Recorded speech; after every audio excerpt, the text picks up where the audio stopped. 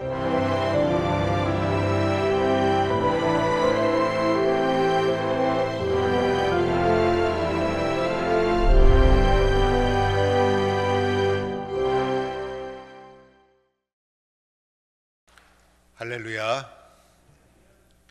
오늘은 대림절 두 번째 주일입니다.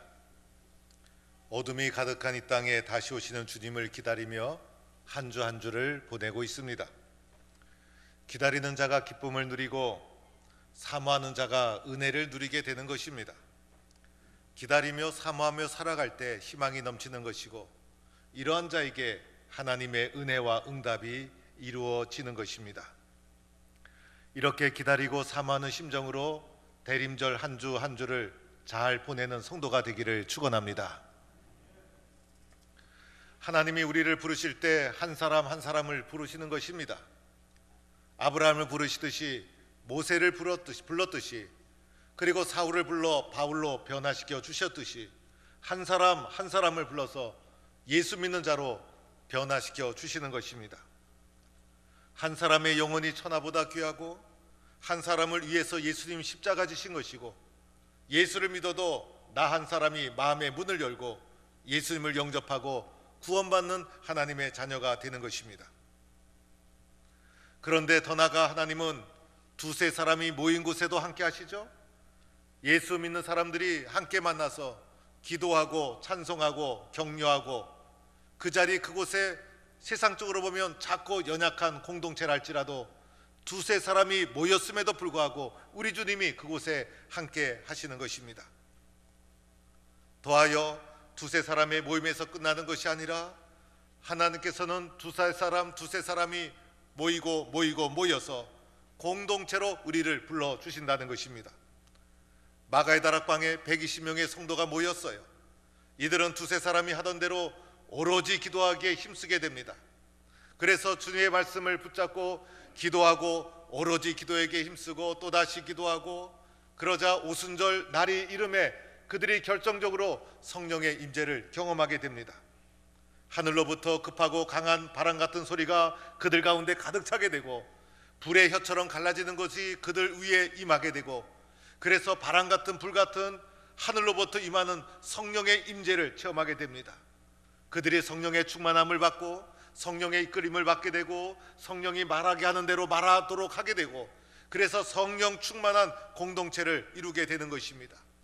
그래서 이런 성령의 체험은 완전히 이 공동체를 새로운 공동체로 거듭나게 만들어 주는 것이죠.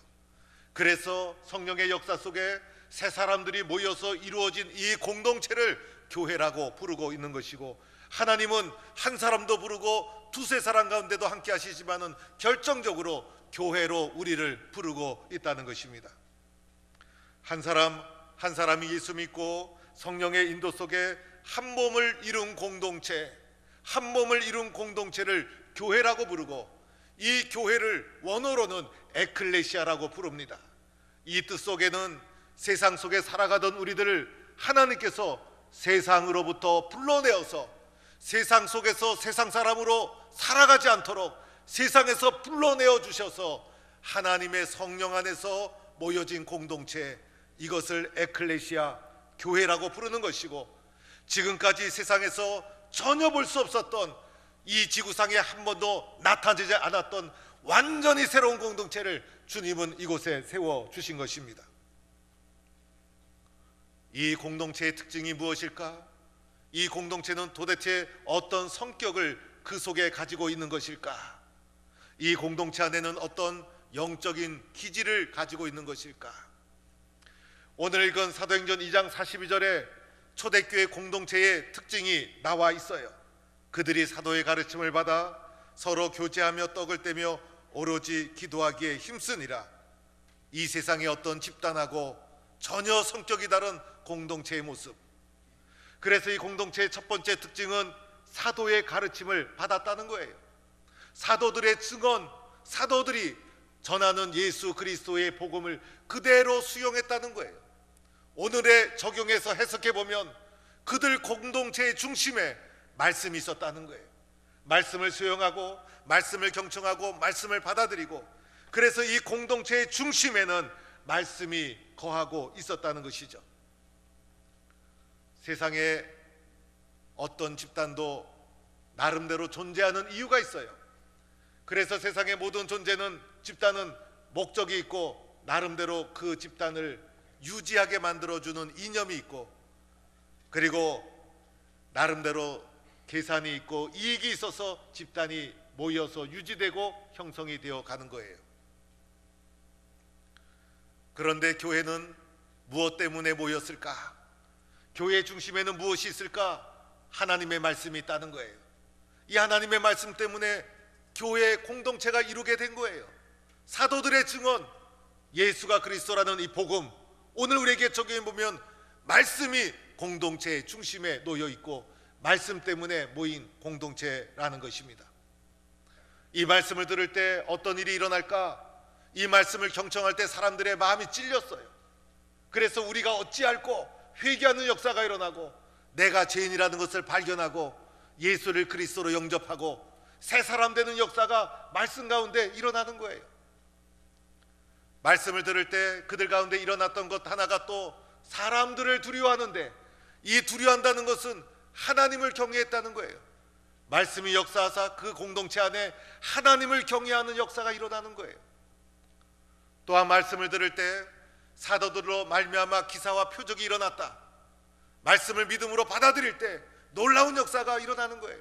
세상이 설명할 수 없는 기사와 표적이 나타나고, 오늘도 우리가 말씀을 들을 때 말씀대로 될 줄로 믿고 말씀을 믿음으로 받고 말씀의 믿음으로 순종하면 놀라운 기사와 표적이 이곳에 일어나게 될 줄로 믿습니다. 그래서 이 초대교회 공동체의 본질 중심에는 하나님의 말씀이 살아 역사하는 공동체였다는 것입니다. 두 번째 특징은 서로 교제하며, 말씀을 듣고 변화된 사람들이 서로가 교제합니다. 은혜를 나누게 되고 사랑을 나누게 되고 도와주게 되고 나눔을 실천하고, 말씀의 은혜를 받고 나면 은혜 받은 사람끼리는 사랑을 나누고 싶어 합니다. 세상의 모든 집단, 세상에 존재하는 모든 단체는 집단의 이익을 추구합니다. 자기중심적이고 이기적인 집단이에요. 그리고 경쟁하는 집단이고, 우리는 이런 세상 속에서 살아가는데 익숙한 세상적 체질을 가지고 살아갑니다. 경쟁에서 이기게 되면 올라가고 낙오되면 떨어지고, 자기만을 위하고 자기의 이익만 추구하는 자기중심적인 이기적인 집단이 세상의 집단의 성격이고, 자신의 집단, 자신의 생각, 자신의 이념, 자신의 진영의 이익만을 추구하는 것이 세상의 집단의 성격이라 할 수가 있어요. 그런데 하나님께서 오늘 태동시켜 주신 교회 공동체, 서로 교제하며 이타적인 공동체, 사랑을 주는 공동체, 나의 이익을 추구하는 것이 아니라 다른 사람의 필요를 채워주는 사랑의 공동체, 이것이 교회 공동체의 본질이에요. 사랑이 충만하다 보니 욕심이 사라지고 이기적인 욕망도 사라지고, 그래서 심지어는 내 몸처럼 성도를 사랑하고, 그리고 심지어는 믿는 사람이 다 함께 있어 물건을 서로 통용하고 내 것이라 주장하는 사람이 없고, 다른 사람에게 뭐가 필요할까? 다른 사람에게 무엇이 필요할까? 다른 사람들의 필요를 채워주는 사랑의 공동체, 사랑이 충만한 공동체, 이것이 초대교회 성령 공동체의 모습이었어요. 그래서 교회는 원래가 한마음이에요. 교회는. 그래서 사도행전 4장 32절에도 보면 한마음 한뜻으로 되어, 이 교회를 이뤘다는 것은 한마음 한뜻이 되었다는 거예요. 바울은 심지어 그리스도의 몸이라고 하지 않았습니까? 교회를 가리켜서 몸이에요. 몸 한 몸. 몸이 찢어질 수 있습니까? 몸이 나눠질 수 있습니까? 몸이 둘이 될 수 있습니까? 몸이 둘이 되는 순간, 그 순간 몸은 생명을 상실하고 마는 것이죠. 이렇게 사랑이 충만한 관계로 맺어져 있는 한마음 한뜻, 세상에 지금까지 없었던 공동체, 이것이 교회의 본질이요 성격이라 할 수가 있고, 이 땅에 태동한 성령 공동체의 특징이 말씀 중심, 사랑 충만, 이런 성격과 정체성을 가지고 있다 할 수가 있습니다. 세 번째 특징은 떡을 떼며, 이것은 성만찬을 가리키는 거예요. 그래서 공동체가 모일 때마다 성만찬을 행하면서 예수님의 죽으심과 부활을 기억하고 예수님의 십자가 때문에 은혜를 받고 구원을 받았구나 회상하고 기억하고, 그래서 예수님을 기억하기 위해서 늘 성만찬을 그들이 행했어요. 이 성만찬 속에는 많은 의미가 있죠.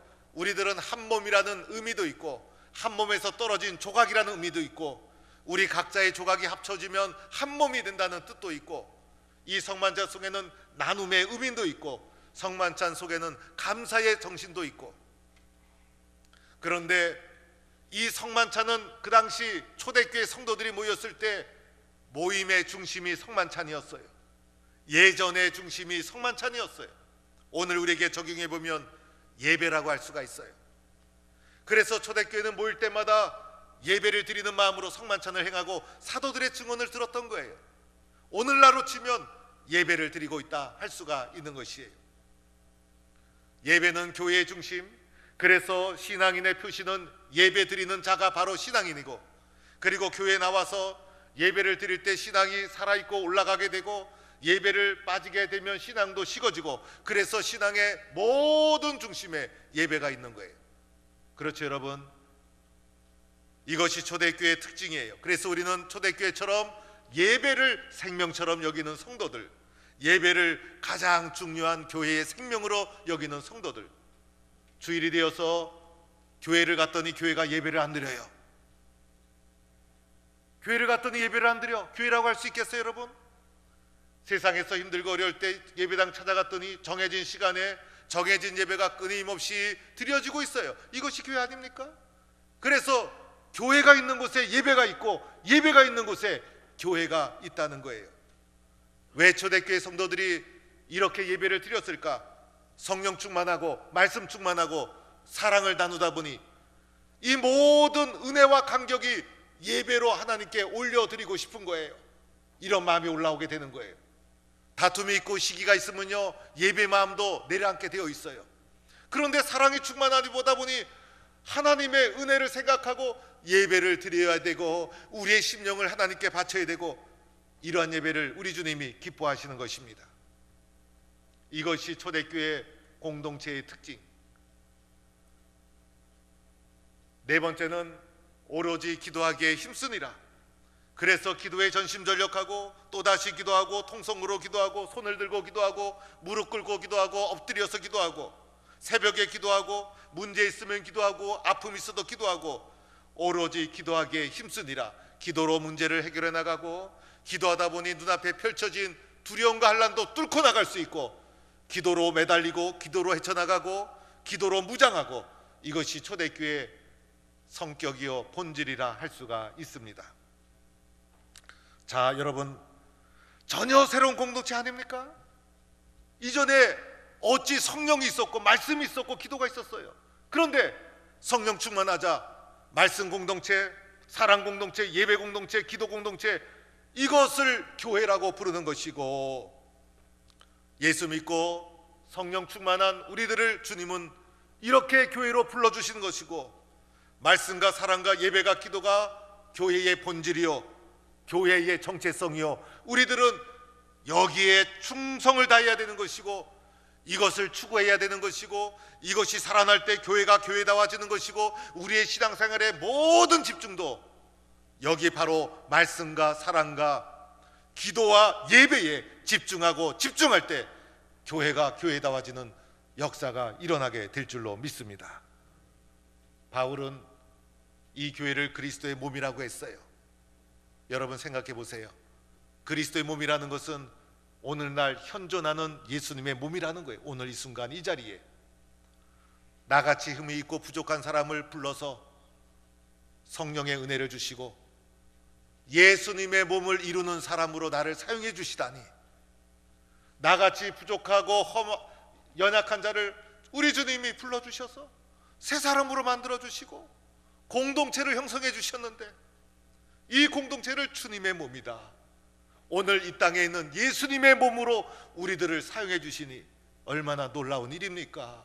얼마나 신비스러운 일입니까? 어찌하여 나 같은 사람을 이렇게 사용해 주셨을까? 그래서 우리는 교회 앞에 겸손해야 합니다. 교회 앞에 순종해야 되고, 그리고 교회가 세상의 소망인 것이에요. 이런 교회를 통해서 나같이 연약한 사람임에도 불구하고 쓰임받게 되고 새 사람 되어지는 거예요. 교회에게 순종해야 되고 교회를 섬기는 것이고, 교회를 이용하거나 교회 위에 올라가서는 안 되는 거예요. 이런 교회를 통해서 주님은 세상을 구원하는 것이에요. 이것을 가리켜 주의 몸된 교회라고 부르는 거예요. 나와 교회를 분리해서는 안 되죠. 왜냐하면 나 같은 사람을 불러주셔서 예수님을 중심으로 한 사람 한 사람 연결이 되어서 교회 공동체를 이루고 있는 거예요. 그래서 나와 교회는 분리될 수가 없는 거예요. 어떤 분은 교회가 문제가 있어 이렇게 말하는 분이 있어요. 그런데 세상에 문제없는 교회가 어디 있어요? 그런데 그것은 나의 연약함 때문에, 사람들의 부족함 때문에 생기는 연약한 문제예요. 예수님이 결코 부족해서가 아니죠. 이럴 경우에는 예수님의 모습을 본받아 초대교회처럼 열심히 기도하고 찬양하고 말씀에 순종해서 온전한 교회를 이루어갈 수 있도록 노력하고 힘쓰는 것이 바른 자세인 것이죠. 교회론적으로 보면 교회가 문제가 있다는 말도 사실은 올바른 말이 아니에요. 왜냐하면 내 자신이 교회를 이루고 있는데, 교회가 문제가 있다는 것은 내가 문제가 있다라는 말과 똑같은 말이에요. 사실은 문제 있다고 생각하는 사람이 늘 교회에서는 문제였어요. 그래서 교회 앞에 겸손하고 순종하고 기도하고, 교회가 부족하면 내가 더 열심히 기도하고, 교회가 안타까우면 내가 더 말씀에 순종하고 더 많이 사랑하고, 그래서 교회 앞에 순종하고 나아갈 때 교회가 온전해질 수가 있는 거예요. 내가 바뀌면 교회가 바뀌는 것이죠. 교회가 바뀌려다 보면, 내가 내 성격으로 교회를 바꾸려다 보면 교회가 바꿔집니까? 예수님의 교회인데. 그래서 우리들은 교회 앞에 순종하고 내가 변화되면 교회가 행복해지는 것이에요. 이런 공동체를 오늘 말씀 마지막 46절 이하에 보면 날마다 모였어요. 날마다 예배 드리는 것 일주일에 한 번 드리는 것이 아니죠. 예수 믿는 사람 일주일에 한 번 만나는 것이 예수 믿는 사람의 모습이 아니에요. 날마다 모이고, 가급적이면 날마다 교회 오고, 날마다 찬송하고, 날마다 예수 믿는 사람끼리 모여서 예배를 드리고, 날마다 힘써야 힘이 나고 능력이 나타나는 거예요. 이어지는 말씀해 보니 힘쓰고라는 단어도 나와요. 구경하는 것이 아니죠. 힘써야 되는 것이고, 노력해야 되는 것이고, 최선을 다하는 것이고, 이럴 때 주의 몸된 교회가 이 땅에 세워지게 되는 거예요. 또한 교회를 섬기는 자세, 기쁨과 순전한 마음, 그렇죠 여러분. 기쁨으로, 즐거움으로, 자원하는 마음으로 섬기는 거예요. 그리고 순전한 마음, 판단하거나 계산하지 말아야 돼요.